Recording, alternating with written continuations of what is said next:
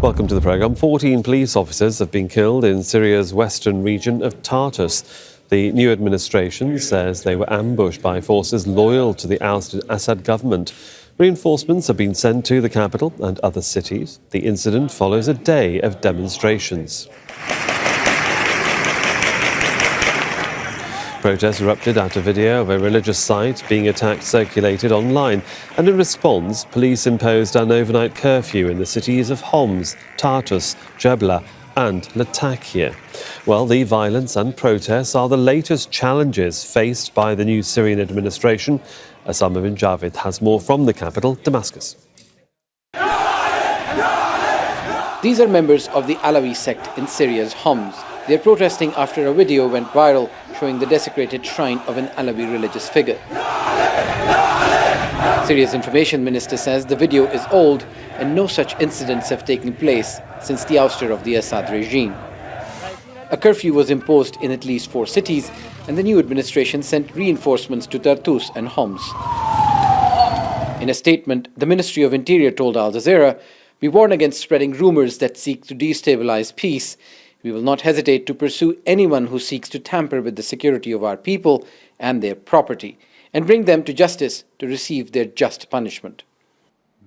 On Tuesday, Iran's Supreme Leader Ali Khamenei urged Syrian youth to, quote, "stand firmly and resolutely against those who planned and executed this chaos, and that they had nothing left to lose." Syria's interim foreign minister responded on social media. He said Iran must respect the will of the Syrian people. We caution them against spreading chaos in Syria and hold them accountable for their recent remarks. In Syria's northwest, more clashes between US-backed Kurdish forces and the Turkey-backed Syrian National Army. SNA fighters shared their drone videos targeting Kurdish locations near the Tahrir Dam. The Euphrates River remains the dividing line between Turkey-backed forces and others it called terrorists that it is determined to clear from its borders. We are determined to crush the heads of terrorist organizations that threaten the perpetuity of both Turkey and Syria, starting with ISIL and the PKK. As I said after the cabinet meeting, the old conditions are impossible. The separatist murderers will either bid farewell to their weapons, or they will be buried in Syrian lands along with their weapons. Ahmed al-Shara's administration also faces the challenge of securing its borders against Israeli incursions. More Syrians were wounded near Quneitra as they protested against Israel's occupation of more Syrian territory. Syrians say Israel is in violation of the 1974 agreement to keep the buffer zone demilitarized along the Israeli-occupied Golan Heights. But Israel's military continues to enter Syrian territory on almost a daily basis. We will ensure here in Gaza, as with Lebanon, as with Syria and in the east, there will be no more threats created against Israeli communities, citizens of the State of Israel and IDF soldiers. There is mounting pressure on the 17-day-old government which took over from Assad's family's decades-old rule. To protect a country's borders and to deal with multiple fault lines in a country ravaged by war is not going to be easy. And a first step to disband all armed groups under a united chain of command will require US-backed Kurdish forces to agree to become part of the national fold. Mohamed Vall, Al Jazeera, Damascus.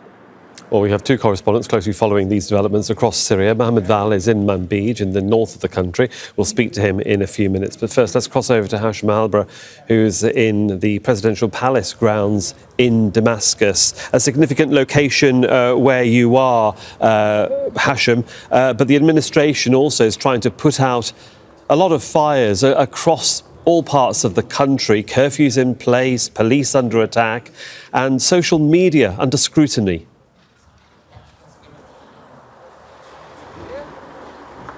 Indeed. Suhail, the reason why I'm here at the presidential palace is that we're expecting a meeting between the de facto leader of Syria, Ahmed al-Sharaa, with a senior delegation from Iraq led by the intelligence chief. Quite a significant development. Relations were not good over the last few days between Syria and Iraq. It could be an indication both parties are trying to figure out how to move forward and de-escalate. Now, in the violent events that took place over the last 24 hours, there's been a meeting yesterday between the top military command of the new administration about whether to reach out to the local community or use of force. Today they have decided to launch a major military security operation in Tartus. This is the area where 14 security members were killed yesterday.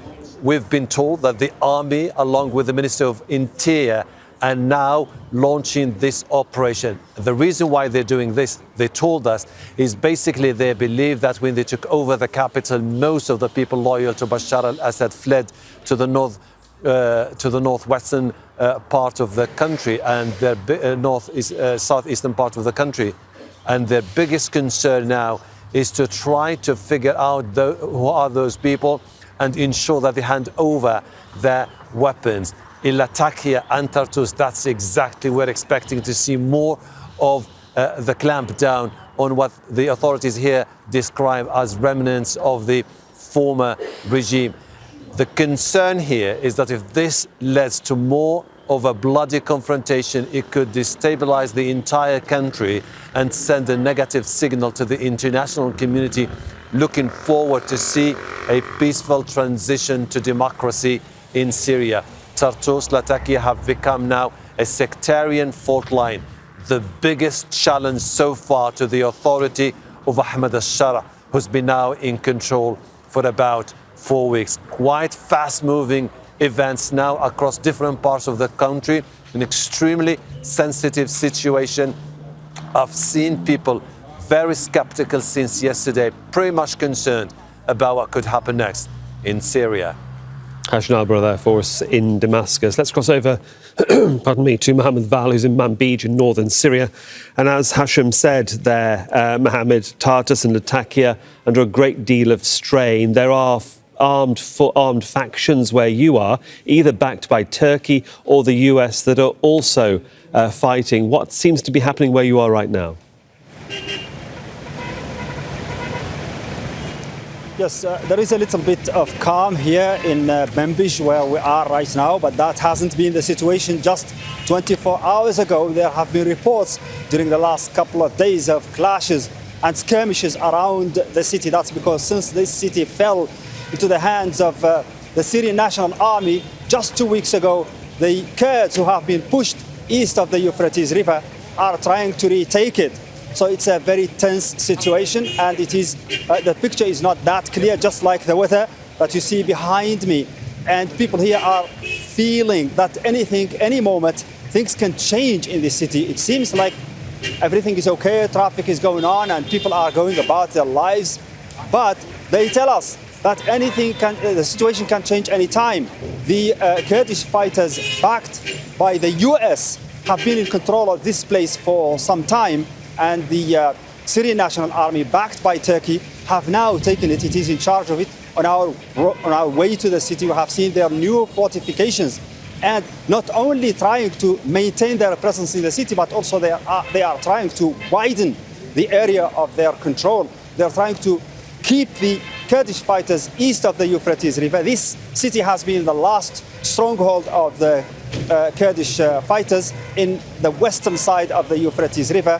It is a geopolitical situation here because Turkey thinks that it has high stakes in this place since they accuse some of the factions under the umbrella of the Syrian Democratic Forces of being linked to the PKK, the Kurdistan Workers' Party, which is a part of the Turkish component of the Kurdish component inside Turkey, and they accuse those factions of being terrorists and that Turkey is going to wipe them out, either on the Turkish side or on the Syrian side.